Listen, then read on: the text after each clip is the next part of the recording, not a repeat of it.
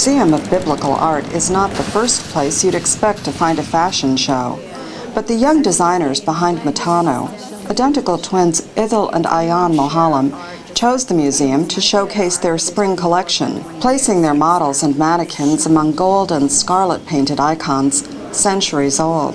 Idyl Mohallim said the presentation, which they chose as less expensive than a runway show, was going well. Not only because we're showcasing at a museum with great art, but because we're only 1 block away from Lincoln Center, where this year's Fashion Week is taking place.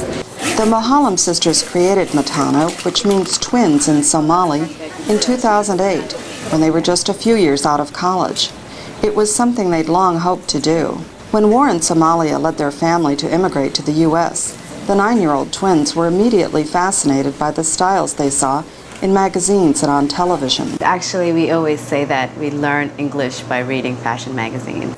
But the kind of clothing they had seen women in Somalia wear remained with them too. We definitely take from Somalia, but we give it a very modern New York edge.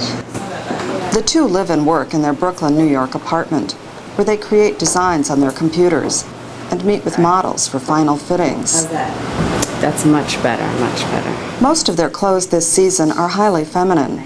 Muted silk dresses, blouses, and pants, in a palette they call Desert Blossom. The printed organza this is just absolutely just beautiful. It has the right stiffness just so that you'll get a fullness.